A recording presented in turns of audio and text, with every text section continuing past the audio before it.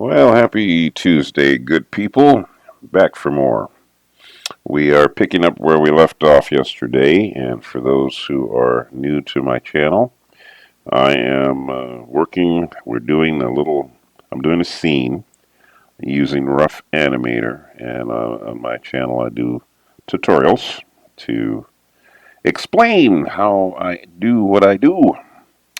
And it is for the benefit of anyone who's interested. So if you are making your own animated film and you would like to see somebody working on something, making their own animated film, and you'd like to see someone doing it, that's why I'm doing what I'm doing.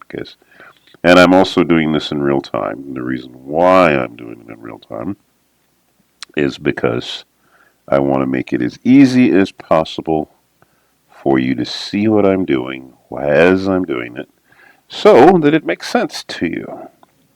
I believe that the tutorials that I've been seeing on YouTube of people doing stuff, I just personally feel that they're a little bit too hard to follow.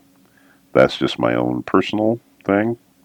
I'm not criticizing anything anybody else does in terms of, some people I'm sure are learning just great from it. So God bless you.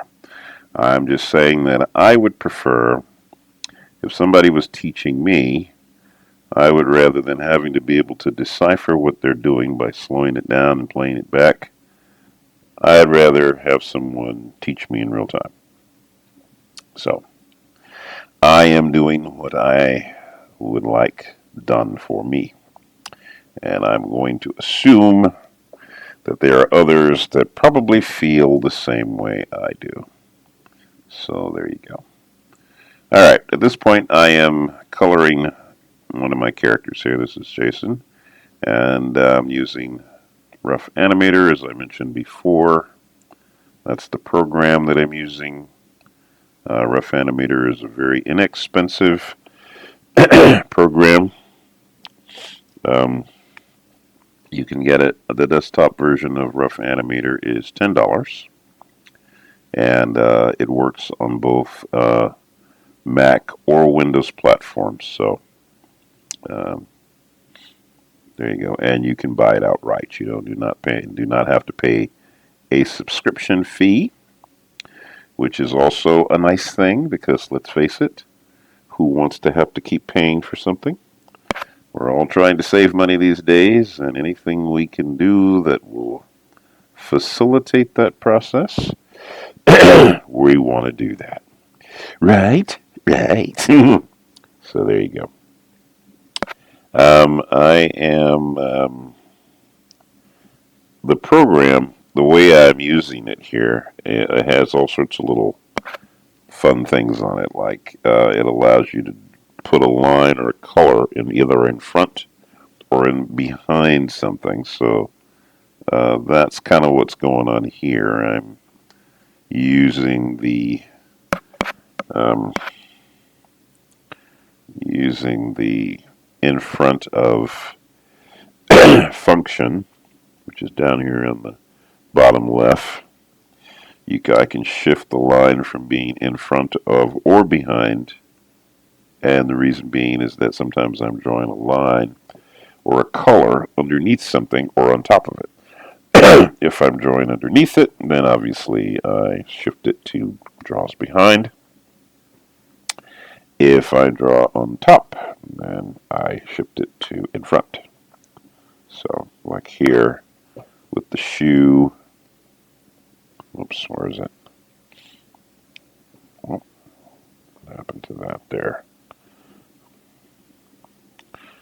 Don't know what's going on there. What's going on? I don't know. Let's see. Oh, should be in front. Yeah, that's in front. Okay, there we go. And right, I'm going to put it behind now. Behind. There we go. So, depending on what you got to do, your software is going to give you certain abilities. drawing behind, drawing in front. All of those are things that are helpful. Let's see. What do I do with the, oh, it's black. Okay. There's a line in his teeth there. Okay. All right, so I'm going to put white behind the, or in the pupil of the eye. There. And I'm coloring this in because you can't really see white when you're doing it. You know, I'm doing that because the area around the eye, if I drop color in here like skin color, if I don't have it properly indicated for the white, then it'll bleed into the eye. So you see, like for instance, right there, I drop that color in. But if I didn't have the eye area delineated, then that color would just bleed out into the eye. I didn't want it in there. Okay. So, all right, so we got that. The teeth do need white. Okay, the skin color, we got all of that skin color. The hair is blonde. And you're going to have sometimes little edges where the color didn't quite fill in a crack somewhere, so you might have to go back with your paintbrush and fill that in. Another tricky thing is I've got stripes on his shirt, so I have to be careful that I keep that consistent. Pants there. Okay. And color on the sneakers.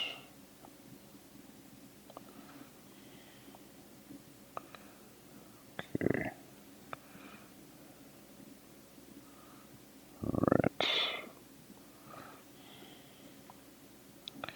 And I find myself a lot of times, like I said, flipping back and forth even to get the color right, to make sure I got the right colors in the right places.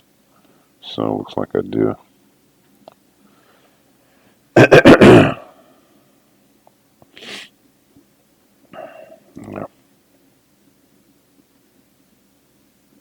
Yeah. All right, on to the next one. Let's see.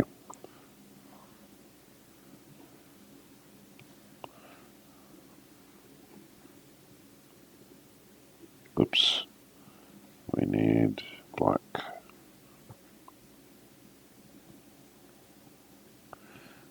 So Lenny's colors are black. Lenny is the black kid, and he has a black line around him. Color lines soften. And I know I say all these things over and over, and I'm sure for those of you who are following me, you probably get tired of hearing me say the same thing, but we're always possibly having new people. It's hard to say. So rather than assume that we're not going to have new people, I have to assume that we will from time to time. And the color line is what softens the character in the animation. And in the old days when animation was new, that was sort of a staple thing. Even the whole inking idea of inking a line, that was how you got your line on the character, was that you inked it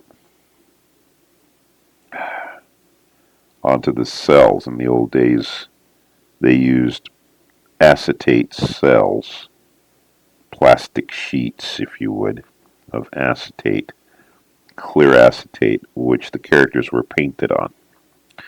And so in order to put the lines on the acetate, they had to be hand inked. Each frame had to be drawn separately and inked onto a sheet of clear acetate. Very laborious job.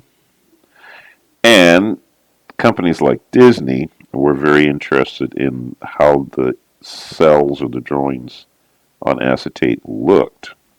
So they had their artists, their colorists, who were primarily women, go in and hand ink the lines prior to putting the color on, but the lines themselves were in color, or they were different colors, and the reason was is that it softened the characters and it gave them a more atmospheric look on the screen. So that what you ended up with was something that didn't just look like a line drawing, but you ended up with something that looked. We got Miguel down here. Miguel is. We also got a black line on him. You ended up with something that looked less like a line sketch and more like a painted image. And so then that made the animation feel more. Um, well, it made it feel more.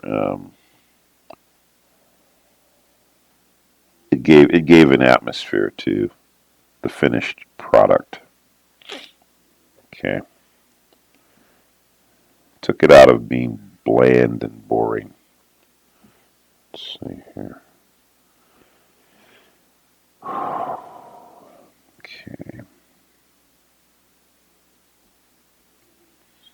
I'm putting this line here because once again I want to color in Lenny, so I have to make sure all the areas that he's drawn are closed off. Alright, so we'll use a paintbrush, the paint bucket here, we get the hair, the skin, and let's see, blue shirt,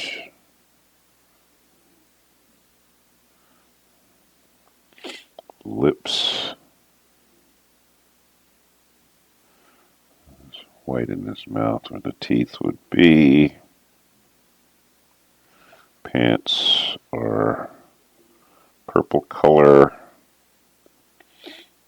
and he's got sandals on.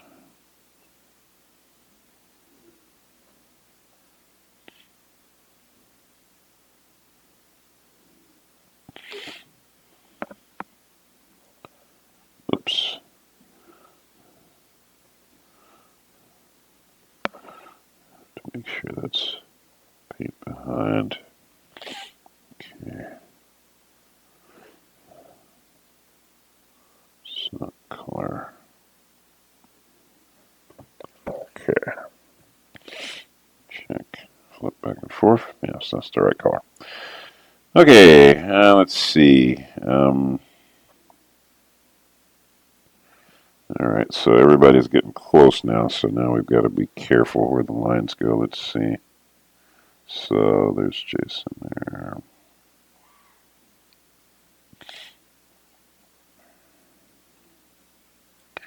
One of the things to be aware of in the making of your film is you need to decide on the complexity of your work, of your drawings.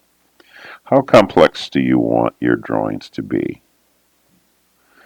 I think it just is going to be real obvious when I say this, but obviously the more complex your drawings are, the more time it's going to take for you to make your film.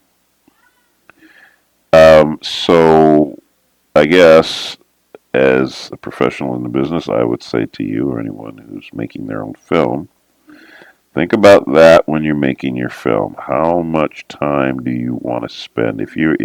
If something is really complex, if you've got a character and it's just very complicated to draw, paint, and everything, the more that you're going to have to do, the more time it's going to take. That's just reality, okay?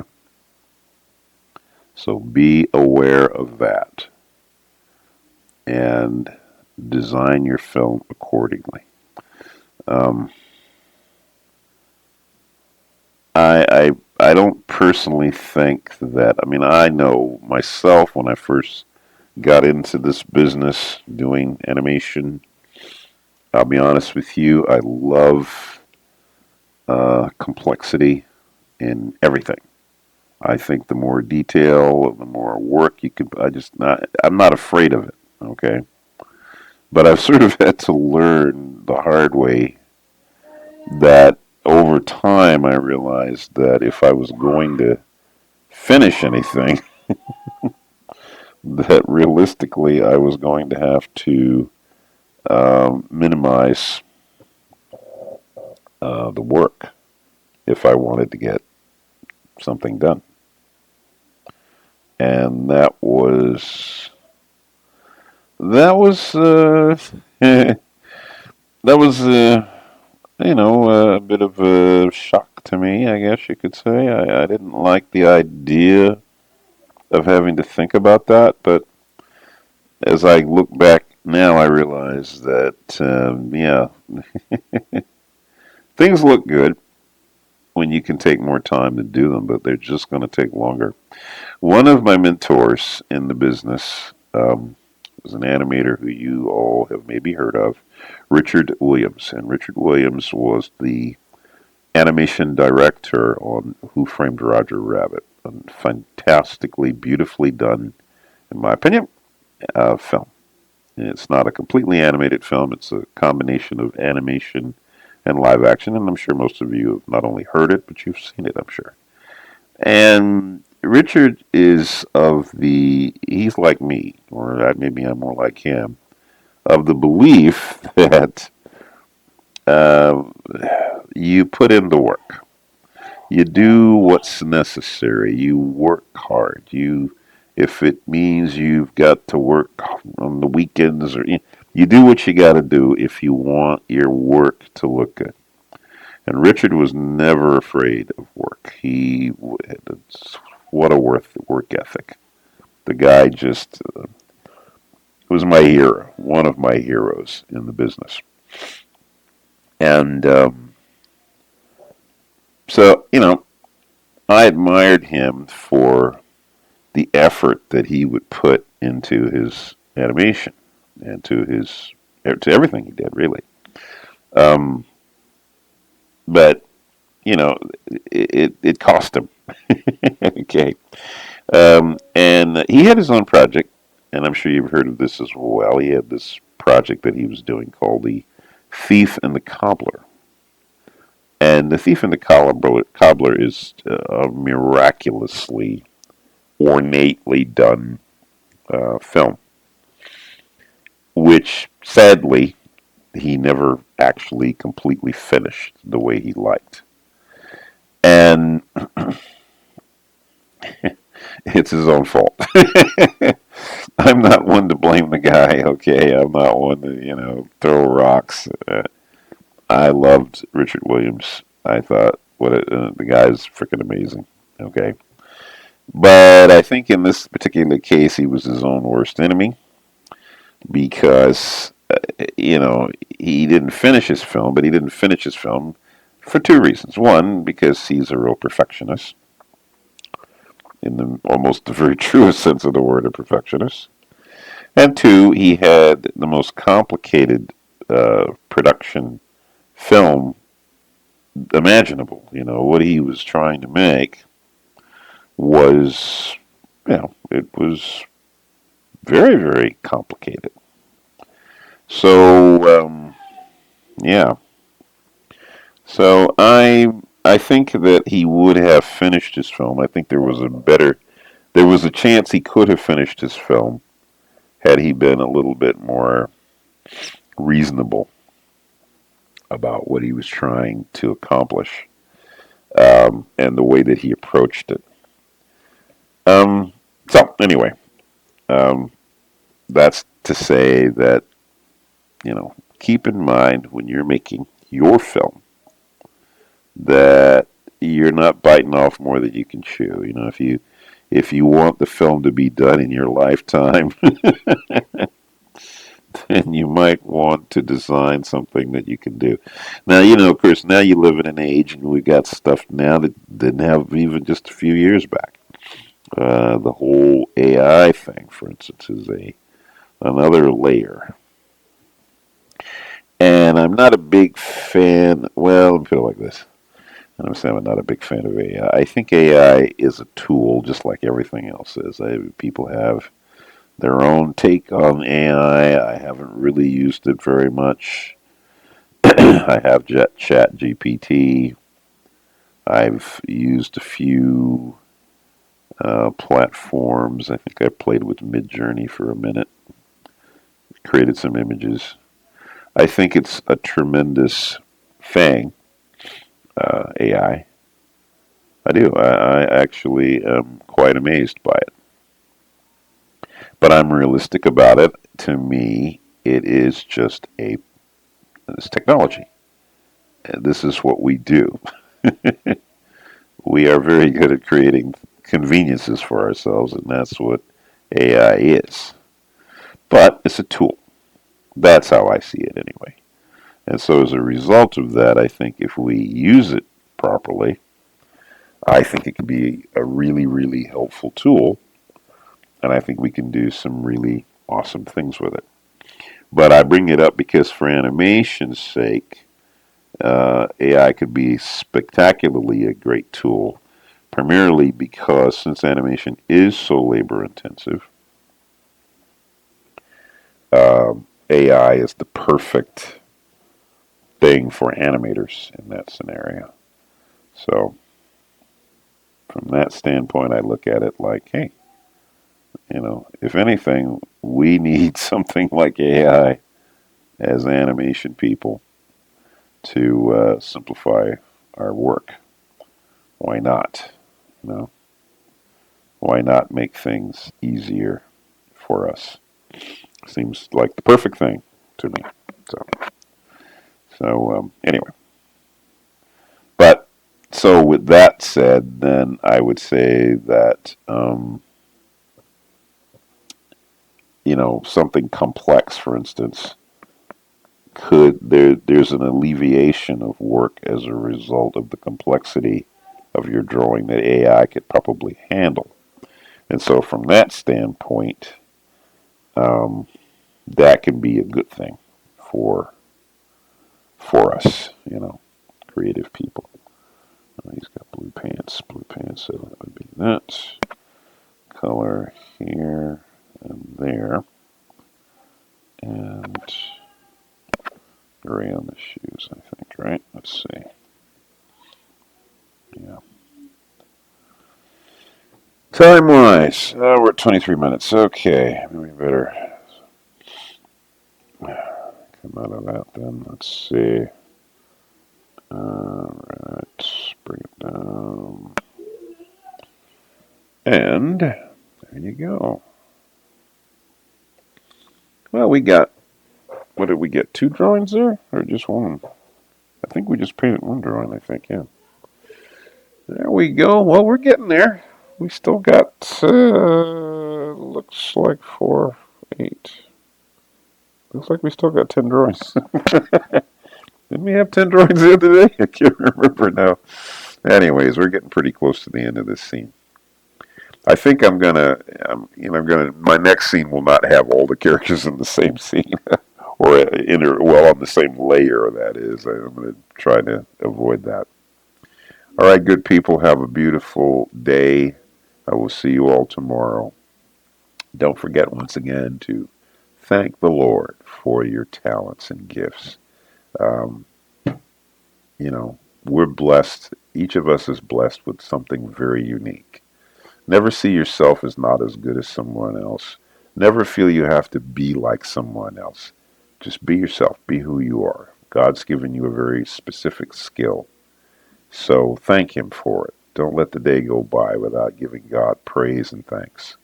We are fearfully and wonderfully made creatures. So, anyway, I will stop preaching now and I will see you all tomorrow. All right. And as always, remember, Jesus is Lord.